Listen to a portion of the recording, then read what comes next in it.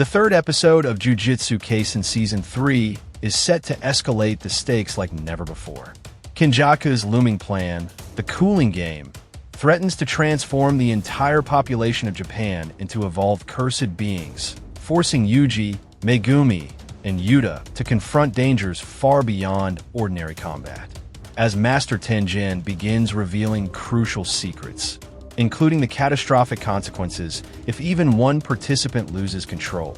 The episode shifts from raw physical battles to a tense test of strategy, sacrifice, and the limits of the young sorcerer's abilities. Every decision counts, and the line between victory and disaster has never been thinner. At the same time, Maki's character development takes the spotlight. Through Mei's ultimate sacrifice, she gains superhuman strength and combat skills rivaling Toji, paving the way for her relentless revenge against the Zenin clan. Meanwhile, the enigmatic third-year student Hikari is introduced, his immense potential and mysterious role adding new layers of suspense and intrigue. Episode 3 promises a masterful blend of intense action, personal conflict, and cunning tactics, signaling that the upcoming Culling Game will challenge the heroes like never before, testing not just their power, but their hearts and minds.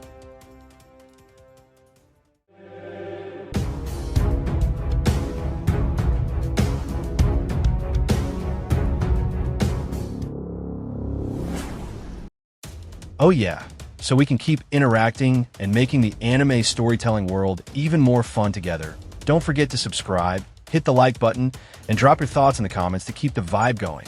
Alright guys, let's jump straight into the discussion. Let's go. Yuji and his friends finally arrived at the main hall, only to be greeted by an empty, stark white room that felt devoid of any life. Interpreting this as a potential sign of rejection from the master, Yuji prepared to retreat, aware that time was slipping away. Suddenly, a voice called out, breaking the silence. For the first time, Master Tengen revealed himself, a humanoid figure with 4 eyes, exuding a terrifying aura. This transformation was a result of Tengen not having found a new star plasma vessel since Riko Amanai's death. Master Tengen explained why he initially hesitated to welcome them. He feared that one of them might be secretly allied with the false Gedo or Kenjaku, the ancient sorcerer who had lived for thousands of years by transferring between bodies. Yuta then clarified their purpose. They wanted to uncover Kenjaku's intentions and find a way to free Gojo. Tengen agreed to provide answers, but imposed a condition. 2 of Yuta, Yuki, and Choso must stay behind as his guardians, anticipating Kenjaku's imminent attack. Revealing Kenjaku's plan, Tengen explained that the sorcerer intended to force the evolution of all humans in Japan by merging them with Tengen himself.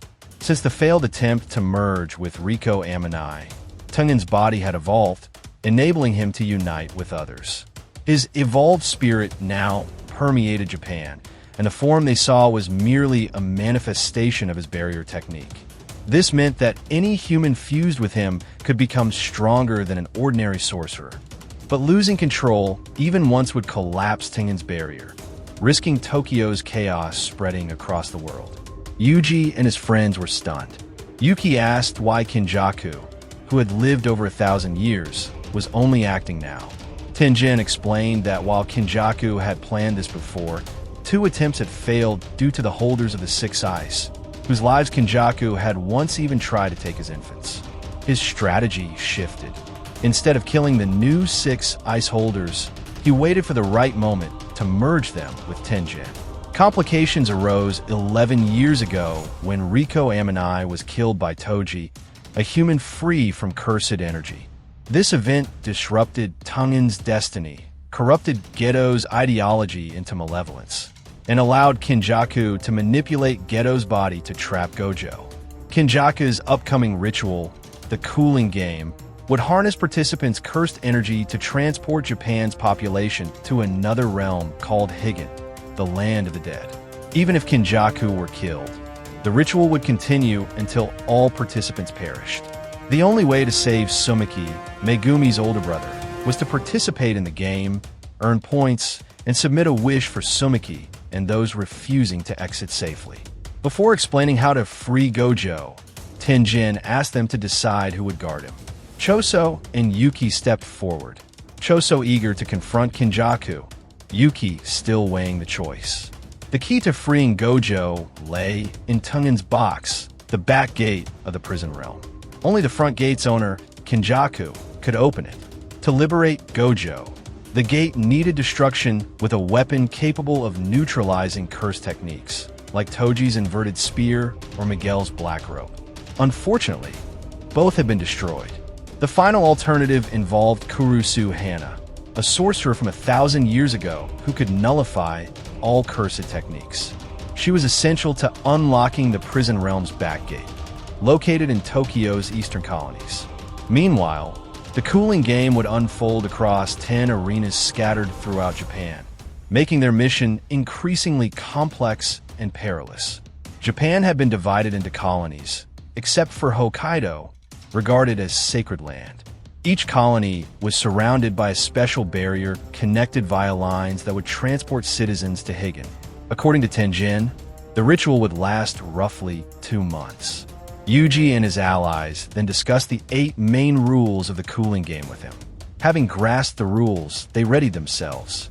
Choso and Yuki stayed behind to guard Tengen, while Maki planned to retrieve cursed weapons stored in the Zenin clan arsenal and at Kiyomiya Juzo's residence. With Megumi now heading the Zenin clan, Maki had unrestricted access. She also intended to meet Pin to share information about the Culling Game. Yuta volunteered to investigate one of the colonies directly, while Megumi and Yuji sought the mysterious third-year student Hikari Kenji, whose strength even Gojo acknowledged. Before parting ways, Yuji expressed gratitude to Choso for his help and care toward his sibling. Choso was visibly moved, shedding tears, a silent acknowledgement of his unwavering support during Yuji's darkest moments after the Shibuya incident.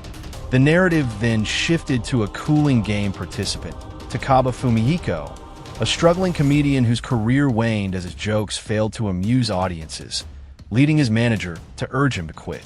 During a discussion, Jet, a colleague, categorized comedians into 2 types: those genuinely funny and those who merely believe they are.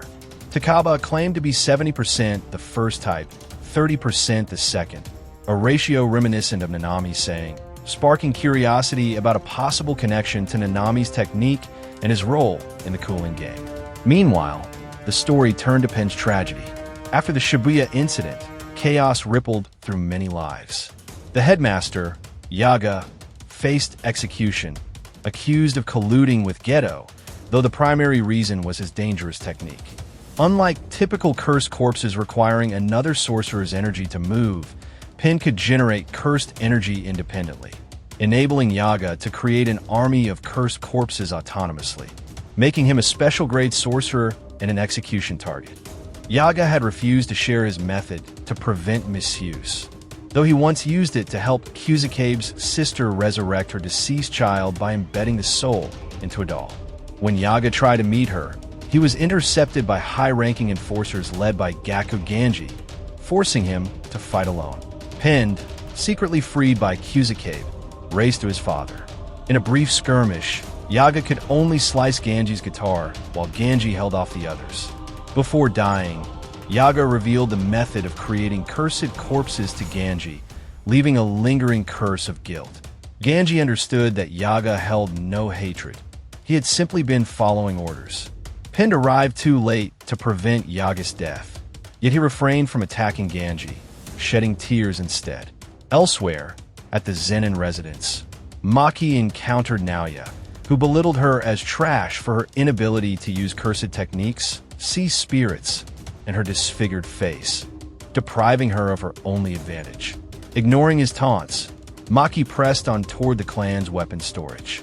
Along the corridor, she met her mother, marking the beginning of a new chapter in her journey and the conflicts awaiting her.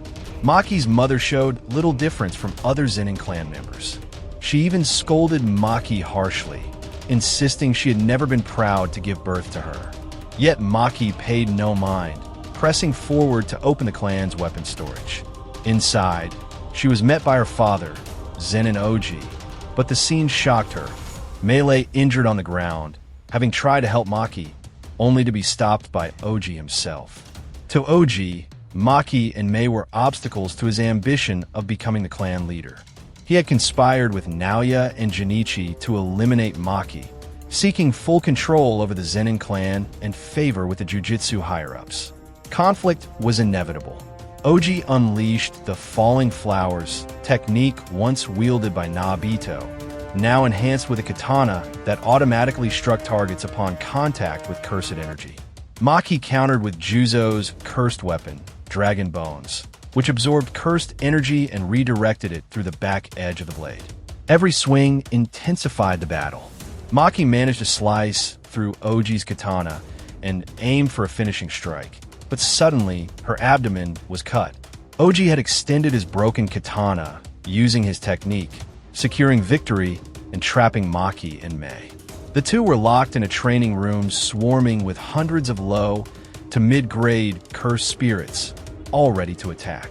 It was here that Mei made a monumental decision. She sacrificed herself, creating a weapon from the remnants of her cursed energy, intending to allow Maki to continue growing without limitation. Their cursed energies were linked. While Mei could not evolve, Maki's potential remained capped. Mei's death poured her energy into Maki, removing the cursed energy from her body but exponentially amplifying her physical strength, transforming her into a force on par with Toji. Before parting, Mei asked Maki to promise one thing: to annihilate the clan that had cursed them. Thus began Maki's brutal retribution against the Zenin clan. The first casualty was Oji himself, stunned by Maki's aura, which mirrored Toji's. He tried to retaliate with his curse technique, but Maki swiftly split his head with her newly enhanced weapon. Witnessing their father's death, the Zenin members mobilized two squads, one of trained non-sorcerers and one elite Jujutsu sorcerers. With her superhuman strength, Maki decimated both squads mercilessly. Only Naoya, the leader of the elite sorcerers, remained. Their duel was fierce. Naoya continued mocking Maki, refusing to accept that the once underestimated girl now wielded power rivaling Toji. He unleashed the 24 FPS technique, attacking Maki relentlessly at speeds exceeding 112 meters per second. Despite injuries, Maki calculated his every move, leveraging her newfound strength, and countered in accordance with the 24 FPS principle, ultimately subduing Naoya with precise strikes. After defeating Naoya, Maki continued her massacre against remaining Zenin members, including her mother. Before leaving the estate, she returned to the training room to retrieve Mei's body. Meanwhile, a severely injured Naoya crawled, briefly relieved that Maki spared him, only to be suddenly stabbed from behind by a kitchen knife.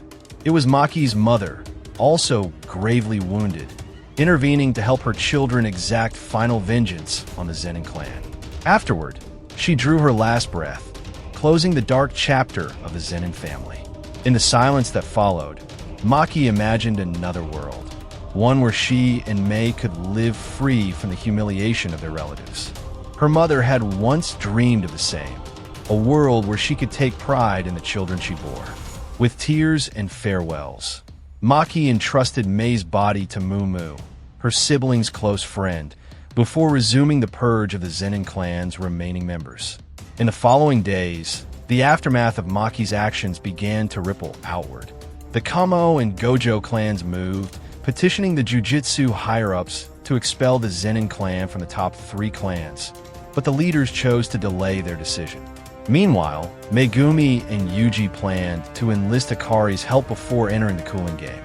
Gojo had first mentioned Hikari, considering the third-year student capable of eventually surpassing Yuta. Hikari had also participated in the mission against Geto's cursed spirits, proving his formidable abilities. Yet Hikari remained enigmatic. His face and cursed techniques were never revealed, as he was in discourse, a conflict with one of the Jujutsu elders due to his brash and rebellious behavior. A flashback showed Yuji and friends discussing the Culling Game with Master Tengen and deciding to seek Hikari's assistance. Tengen revealed Hikari's location, Tachijai Prefecture, in an abandoned parking structure where the student hosted illegal sorcerer duels. These duels functioned as gambling events, drawing crowds of non-sorcerers. Hikari profited as the house. The acts clearly violated Jujutsu Law Number 8, which forbade sorcerers from revealing their identities to non-sorcerers. To avoid detection, Yuji and Megumi changed out of their school uniforms before entering. At the venue, they were confronted by two guards, one burly, one in office attire, who immediately instructed them to leave, deeming the location inappropriate for children. Megumi improvised, claiming he needed money and wanted to participate in the sorcerer duel, shocking the guards since participants were not supposed to discuss the gambling club with outsiders. He further claimed knowledge of a participant who disappeared a month prior, a bluff to gain entry. One guard contacted Hikari. Soon, Yuji was allowed to compete, while Megumi was barred, Hikari suspicious of his presence. CCTV had monitored them from the start, so both had to be cautious to protect their identities, especially since their goal was to seek Hikari's aid. Yuji received two critical rules: no curse techniques, as the audience were non-sorcerers, and no fleeing. The battle had to remain visible to spectators. Curious, Yuji asked why the audience was called customers. The guard explained that the duels were a business. Spectator satisfaction dictated the event. There were two duel types: pure combat based on participant skills, and scripted matches orchestrated by Hikari for entertainment. Yuji's task was clear: prove he deserved to be part of Hikari's scenario. Soon, he stepped into the arena, ready to face his first challenge in the sorcerer duel orchestrated by Hikari. So, Episode 3 Preview, Culling Game. This episode promises a major escalation in the world of Jujutsu Kaisen. The spotlight is on Kenjaku's looming threat and the Culling Game, a plan that could forcibly evolve the entire population of Japan into cursed beings.